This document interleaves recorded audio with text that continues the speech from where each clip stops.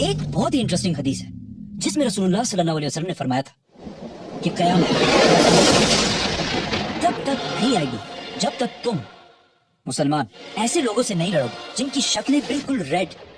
लाल होंगे, उनके नाक बिल्कुल फ्लैट होंगे, उनकी छोटी छोटी आंखें होंगी और चेहरे बिल्कुल शील्ड्स की तरह फ्लैट होंगे और जिनके जूते बालों से बने होंगे। Now, रसूलुल्लाह सल्लल्लाहु अलैहि वसल्लम ने इस हदीस के बाद अपनी वफात तक पूरे अरब को फतह कर लिया था और मुसलमानों की एम्पायर पूरे अरब में फैल चुकी थी, जिसके बाद खिलाफत राशिदा के 30 सालों में अबू बकर, उमर, उस्मान और अली की खिलाफत में मुसलमानों ने पहली बार अरब से निकलकर इंसानों की तारीख की सबसे बड़ी एम्पायर बनाई और पहली बार मुसलमान दुनिया के सुपर पावर बने। लेकिन सिर्फ 30 साल हुकूमत के बाद खिलाफत राशिदा खत्म कर दी गई और खिलाफत एक खानदान बनु उमैया के कंट्रोल में आई, जिन्होंने फिर मुसलमानों की इस एम्पायर पर 90 इयर्स तक हुकूमत की और इसे राशिदून खिलाफत की इस साइज से बढ़ाकर इतने इलाके तक पहुंचा दिया। उमैया खिलाफत ने इतने बड़े इलाके को तो फतह कर लिया था, लेकिन बनु उमैया की खिलाफत में एक बहुत बड़ा मसला था कि ये खिलाफत सिर्फ और सिर्फ अरबों की थी, जिसमें नॉन अरब लोगों की कोई हैसियत नहीं थी। इस हद तक अरब कि इतनी बड़ी एम्पायर के बावजूद अरब हमेशा इस पूरी एम्पायर में बाकी अवाम से बहुत कम मिलते थे और किसी नॉन अरब को अरब से शादी करना इम्पॉसिबल था और बनु उमैया की गवर्नमेंट में सारे पोस्ट सिर्फ अरबों के पास थे। ये उसी तरह था जिस तरह आज यूएई और सऊदी में पाकिस्तानियों और इंडियंस को ट्रीट किया जाता है। इस सबसे तंग आकर उमैया खिलाफत के खिलाफ उनके मुल्क के अंदर से ही बगावत हुई और एक और खानदान अब्बासियों ने खिलाफत संभाली, जो रसूलुल्लाह सल्लल्लाहु अलैहि वसल्लम के चचा हजरत अब्बास रज़ियल्लाहु तआला अन्हु की औलाद थे। अब अब्बासियों के टाइम पर ही मुसलमानों की ताकत अपनी पीक तक पहुंची, जिसे वेस्ट में इस्लामिक गोल्डन एज के नाम से जाना जाता है, जब बगदाद अब्बासी खिलाफत का कैपिटल दुनिया की सबसे ताकतवर सिटी थी। अब्बासी खिलाफत ने दुनिया की सुपर पावर होने के साथ साथ एक बहुत ही यूनिक काम किया कि उन्होंने अपने कैपिटल बगदाद के अंदर दुनिया की सबसे बड़ी लाइब्रेरी बनाई, जिसे हाउस ऑफ विजडम कहा जाता था, और इस लाइब्रेरी को दुनिया की बेहतरीन किताबों, स्टोरीज और पोइट्री से भर दिया, जिसकी वजह से दुनिया के सारे इंटेलेक्चुअल लोग, साइंटिस्ट, पोइट्स, आर्टिस्ट्स सब अपने इलाके छोड़कर यहाँ इस सिटी में जमा होने लगे। अब्बासी खलीफा ने इस हाउस ऑफ विजडम में एक पोर्शन ट्रांसलेशन के लिए बनाया, ताकि यहाँ पर लोग बैठकर दुनिया के पुराने अजीम लोगों की राइटिंग्स को अरबी जबान में ट्रांसलेट कर सके। और जब ये ट्रांसलेशन शुरू हुई तो आहिस्ता आहिस्ता अरबी जबान दुनिया की सबसे ताकतवर जबान बनने लगी, जिस तरह आज इंग्लिश जबान है। अब्बासी खिलाफत ने दुनिया में पहली बार साइंटिस्ट को अपने रिसर्च करने के लिए फंडिंग करना शुरू की, जिसकी वजह से दुनिया में बड़े बड़े मुसलमान साइंटिस्ट सामने आए, जैसे कि बगदाद के इस हाउस ऑफ विजडम का हेड, जिसका नाम था अल-ख्वारिज़मी, A man named Al-Khwarizmi जिन्होंने पहली बार दुनिया में अलजबरा इंट्रोड्यूस किया, was one of the greatest mathematicians of all time, a Muslim, worked in the golden age of Islam. जो आज भी दुनिया के साइंस में बहुत बड़ी इंपॉर्टेंस रखता है। अब्बासी खिलाफत में साइंस के साथ साथ आर्ट्स भी बहुत आगे बढ़ा और इसी दौर में अल्फ लैल व लैल जैसी किताब लिखी, 1001 Nights, जिसमें ऐसी स्टोरीज लिखी गई जिन पर आज तक हॉलीवुड में मूवीज बनाई जाती हैं। For example Aladdin, Ali Baba, They all know about Alibaba. और सिंबाद वगैरह। इन शॉर्ट मुसलमान दुनिया के सुपर पावर थे और इन्हें चैलेंज करने वाला दुनिया में कोई भी नहीं था। लेकिन जब भी हिस्ट्री में कोई एम्पायर इस लेवल तक पहुंचती है तो उससे आगे सिर्फ एक ही रास्ता होता है, डिक्लाइन।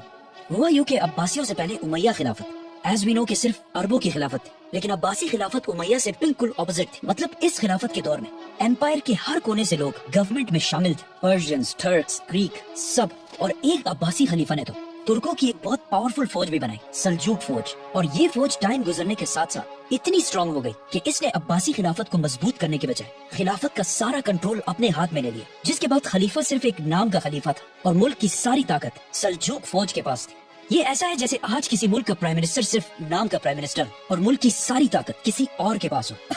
सॉरी, सल्जूक फौज के कंट्रोल के बाद इसी फौज की वजह से आहिस्ता आहिस्ता अब्बासी खिलाफत कमजोर होती गई और उनकी इस इतनी बड़ी एम्पायर में हर तरफ बगावतें स्टार्ट होने लगी, जिससे आखिर ये इतनी बड़ी एम्पायर छोटे छोटे हिस्सों में डिवाइड हो गई, जिसकी वजह से मुसलमानों के हाथ से पहली बार फलस्तीन छीन लिया गया। इस सबसे बहुत साल पहले पहली खिलाफत में जब हजरत उमर रज़ियल्लाहु तआला अन्हु इन सारे इलाकों को फतह कर रहे थे तो उन्होंने क्रिश्चियंस की सबसे होली सिटी जेरूसलम को भी फतह कर लिया था। उसके बाद अगले 450 साल तक किसी की भी हिम्मत नहीं हुई कि वो फलस्तीन मुसलमानों से ले सके। लेकिन जब अब्बासी खिलाफत कमजोर हो गई और मुसलमान बहुत छोटे हिस्सों में डिवाइड हो गए तो इस टाइम का यूरोप के क्रिश्चियंस ने फुल फायदा उठाया और यरूशलेम, फलस्तीन को मुसलमानों के हाथ से छुड़ाने के लिए एक बहुत बड़ी जंग स्टार्ट की, the crusades, The mightiest battle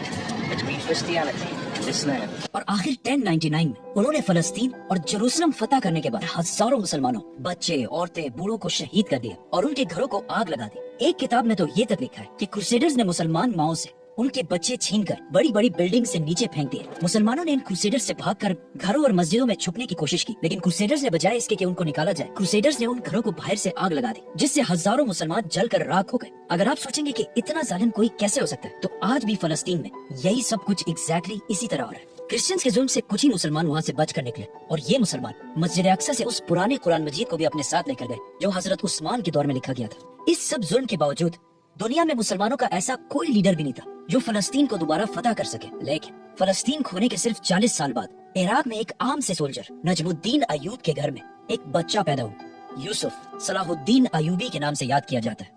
صلاح الدین ایوبی 25 سال کی ایج میں اپنے چاچا کے ساتھ عراق چھوڑ کر ایجپٹ کی طرف گئے، اور وہاں آہستہ آہستہ بہت لمبی سٹرگل کے بعد ایجپٹ کے بادشاہ سلطان بن گئے۔ یہ بہت لمبی کہانی ہے، اسے پھر کریں۔ اب جب یہاں ایجپٹ میں صلاح الدین ایوبی ایجپٹ کے بادشاہ بننے کی طرف جا رہے تھے، تو اسی دوران یہاں سے بہت دور منگولیا میں ایک چھوٹے سے گاؤں کے ایک چھوٹے سے قبیلے کے سردار کے گھر میں بھی ایک بچہ پیدا ہوا جس کا نام تھا تیموجن چنگیز خان۔ یس، صلاح الدین اور چنگیز خان ایک ہی دور میں زندہ تھے۔ ایک نے مسلمانوں کو واپس گلوری کی طرف لے کے جانا تھا، اور دوسرے نے مسلمانوں کو ایسا تباہ کرنا تھا جو اس سے پہلے کسی نے بھی نہیں کیا تھا۔ فلسطین اور اسپیشلی جروسلم کو کھونے کے بعد مسلمانوں کا کوئی اسٹرانگ لیڈر تو نہیں تھا، لیکن اس دوران سب سے زبردست رول مسلم اسکالرس علماء نے پلے کیا تھا، کیونکہ اس سے پہلے جو مسلمان ہر وقت آپس میں لڑتے رہتے تھے اور بہت سارے فرقوں میں ڈیوائیڈڈ، انہیں کچھ بہت عظیم اسکالرس ایک ہی گول پر یونائٹ کرنا شروع کیا کہ کسی بھی حال میں فلسطین کو دوبارہ فتح کرنا ہے، جس سے اگلے کئی سالوں میں مسلمان کنگڈمز کی ینگ پاپولیشن کے دماغ میں یہ بات بہت اچھی طرح بیٹھ گئی۔ لیکن پھر بھی مسلمانوں کا ایسا کوئی ایک لیڈر نہیں تھا جو مسلمانوں کو یونائٹ کر کے کرسچنز پر حملہ کر سکے۔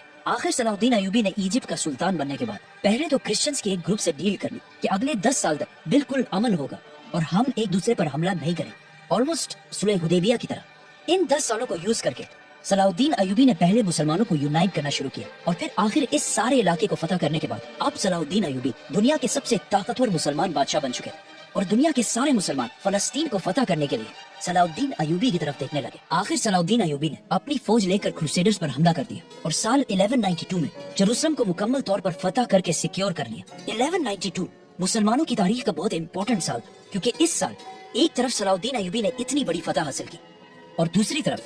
شہاب الدین غوری نے انڈیا پر حملہ کر کے اسے فتح کر لیا اور دلی سلطنت کی بنیاد بھی رکھی۔ اب آلموسٹ 100 سال بعد مسلمان آخر کار دوبارہ تھوڑا سٹیبل ہونے لگے، اور مسلمانوں کی کھوئی ہوئی عزت بھی انہیں واپس ملنے لگی۔ لیکن اب جب مسلمانوں کو تھوڑی کامیابی مل چکی تھی، تو اس سب سے 600 سال پہلے رسول اللہ صلی اللہ علیہ وسلم کی کہی ہوئی حدیث کے پورے ہونے کا ٹائم آ چکا تھا۔ تو اس سب سے بہت دور چنگیز خان نے منگولیا کو یونائٹ کر لیا تھا، اور بہت تیزی سے ہر طرف اپنی طاقت بڑھا رہا تھا۔ چنگیز خان کا اصلی نام تیموجن تھا، اور اس کا باپ منگولیا کے ایک چھوٹے سے قبیلے کا سردار تھا، لیکن تیموجن کے بچپن میں ایک دوسرے قبیلے نے اس کے باپ کو سیکریٹلی زہر دے کر مار دیا تھا، جس کے بعد تیموجن اور اس کا پورا خاندان بہت سخت زندگی گزارتا رہا۔ اور کہا جاتا ہے کہ ایک وقت پہ تیموجن چائنا میں کسی اور کا غلام بن کر بھی رہا، لیکن پھر تیموجن نے آخر واپس منگولیا آ کر اپنے قبیلے کو یونائٹ کیا، اور آہستہ آہستہ اس کی یہ منگول ایمپائر بڑھنے لگی، اور اتنی بڑی ہو گئی کہ منگولینز نے تیموجن کو ایک بہت بڑا ٹائٹل دیا، چنگیز خان، جس کا مطلب ہے سب سے بڑا بادشاہ۔ خان، یہ نام خان اس سے پہلے ٹرکش زبان میں بھی یوز کیا جاتا تھا، لیکن چنگیز خان کی وجہ سے یہ نام پوری دنیا میں ہمیشہ کے لیے فیمس ہو گیا۔ مطلب کچھ سرویز کے مطابق آج دنیا میں 2.5 کروڑ لوگ ایسے ہیں جن کے نام میں خان آتا ہے، جیسے کہ شاہ رخ خان، عامر خان اور of course عمران خان۔ منگولیا کو آج بھی اگر دیکھا جائے تو ایک بہت ہی غریب اور عام سا ملک ہے، اور اس زمانے میں تو اس سے بھی بہت زیادہ کمزور تھا۔ اسی لیے چنگیز خان کے اس ایمپائر کے بننے کے بعد بھی منگولیا کے نیبر چائنا نے اسے سیریسلی نہیں لیا، کیونکہ آنے والے کچھ ہی سالوں میں چنگیز خان نے چائنا کی کیپٹل بیجنگ کو فتح کر لیا، اور پہلی بار لوگوں نے دیکھا کہ چنگیز خان کتنا ظالم ہے۔ اور اس کے ظلم کی کہانیاں تو ہم سب نے سنی ہے کہ وہ لوگوں کے سر کاٹ کر اس کے پیرامڈز بنایا کرتا تھا، لیکن یہ ظلم چنگیز خان کا کوئی شوق نہیں تھا، اس ظلم سے اسے بہت بڑا فائدہ تھا۔ مطلب اس نے اپنی پوری فوج کو 10 آدمیوں کے گروپس میں ڈیوائیڈ کیا، اور پھر 10 سے 100، اور پھر 100 سے 1000، اور 1000 سے 10,000 کے گروپس۔ ناؤ چنگیز خان نے اپنی آرمی کے لیے ایک رول بنایا تھا کہ ہر 10 لوگوں کے گروپ میں اگر ایک بندہ بھی جنگ چھوڑ کر بھاگ جائے گا تو اس کے گروپ کے باقی 9 لوگوں کے سر کاٹ دیے جائیں گے، جس سے چنگیز خان کی آرمی کے سولجرز ایک دوسرے کو جنگ سے بھاگنے ہی نہیں دیتے تھے، اور جو بھی بھاگنے کی کوشش کرتا تھا اسے اس کی آرمی خود ہی مار دیتی تھی۔ اس کے علاوہ چنگیز خان نے جسٹس کا ایک ایسا سسٹم بنایا کہ اگر کوئی بھی اس ایمپائر میں کسی دوسرے کا گھوڑا چوری کرے اور پکڑا جائے،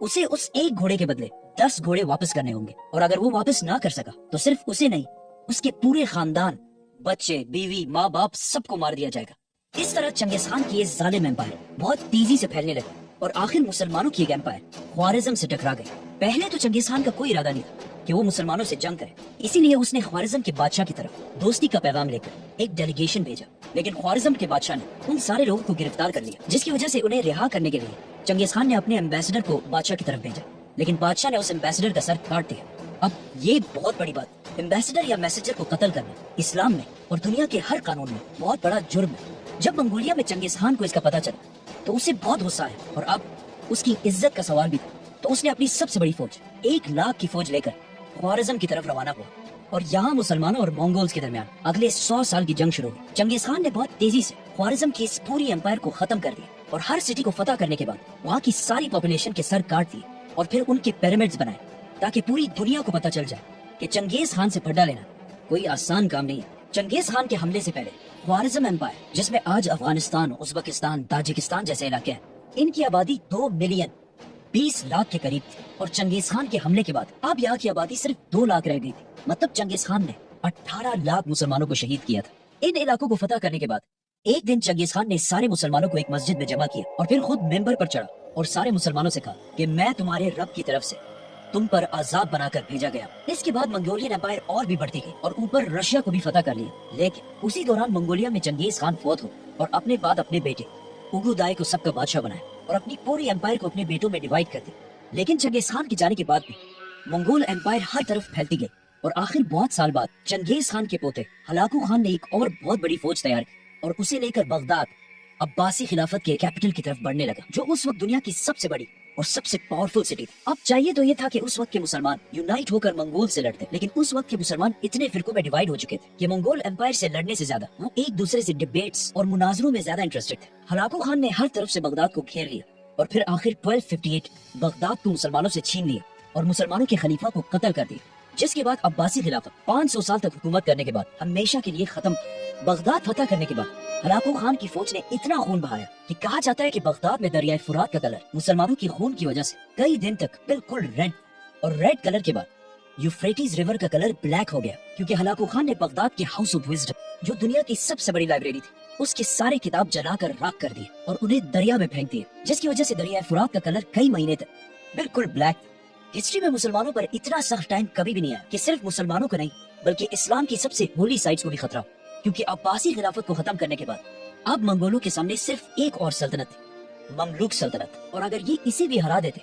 तो मक्का और मदीना का कंट्रोल भी मंगोल्स के पास चला जाता, तो वो 100% मक्का में काबा को गिरा देते। बट ऐसा नहीं हुआ। जब मंगोल्स बगदाद फतह करके आगे बढ़े तो ये देखकर इजिप्ट के ममलूक सुल्तान ने अपने जनरल बेबर्स के साथ मंगोलों से लड़ने का फैसला किया। सुल्तान को सबने समझाने की कोशिश की कि मंगोलों से लड़ना इम्पॉसिबल काम है, क्योंकि उस जमाने के लोगों और कुछ बड़े बड़े स्कॉलर्स ने भी ये कह दिया था कि ये मंगोल ही असल में याजूज माजूज है और बस इसके कुछ ही अरसे बाद कयामत आने वाली, तो इनसे जीतना नामुमकिन है। लेकिन फिर भी सुल्तान और उसका जनरल बेबर्स मंगोलों के खिलाफ एक फौज जमा करने लगे। अब इसी दौरान मंगोलिया में हलाकू खान का भाई, जो उस वक्त पूरे मंगोल एम्पायर का बादशाह था, मार दिया गया। तो हलाकू खान मजबूरन अपनी बड़ी फौज लेकर वहाँ से वापस चला गया और एक छोटी फौज को यहाँ पर छोड़ा। और आखिर फलस्तीन में एन जालूत के मकाम पर मंगोल्स और मुसलमानों की फौज आमने सामने हुई। ये एन जालूत इलाका फलस्तीन में और इसे एन जालूत इसलिए कहा जाता है क्योंकि यहूदियों के मुताबिक ये वही एग्जैक्ट जगह है जहाँ पर इससे हजारों साल पहले दाऊद अलैहिस्सलाम ने एक बहुत बड़े वॉरियर जालूत को हराया था। और अगेन अब हजारों साल बाद यहाँ एग्जैक्टली ऐसा ही हुआ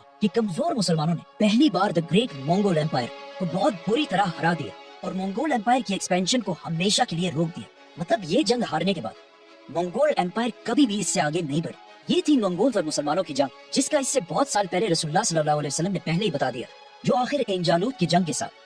खत्म हो गई। लेकिन फिर भी मुस्लिम दुनिया के एक बहुत बड़े हिस्से पर मंगोल्स का कंट्रोल था और उन्हें दुनिया में कोई भी चैलेंज नहीं कर सकता। लेकिन फिर आहिस्ता आहिस्ता यही मंगोल यहाँ के रिलीजन इस्लाम को स्टडी करने लगे और आखिर इतना इम्प्रेस हुए कि सारा मंगोल खानदान जो इन इलाकों में आबाद था मुसलमान हो गया और ये सारे इलाके दोबारा इस्लाम के कंट्रोल में है। अगर आप चंगेज खान की औलाद के सारे नाम देखें तो पहले इन सारों के नाम बिल्कुल मंगोल नाम, जैसे कि उगदाय, जोची, हलागू, लेकिन आहिस्ता आहिस्ता इनके नाम मंगोल से मुसलमान नाम होने लगे, जैसे कि मोहम्मद, तैमूर, यूनुस और बाबर। क्योंकि इंडिया पर बहुत साल हुकूमत करने वाली मुगल एम्पायर इसी चंगेज खान की औलाद में से हजरत उमर और चंगेज खान में एक बात कॉमन है कि इन्होंने अपने जमाने की सबसे बड़ी और सबसे ताकतवर एम्पायर्स बनाए। लेकिन इन दोनों एम्पायर्स में एक बहुत बड़ा डिफरेंस कि आज चंगेज खान को सिर्फ एक जालिम के तौर पर याद किया जाता है, लेकिन हजरत उमर को पूरी दुनिया एक ग्रेट लीडर मानती है। सब्सक्राइब।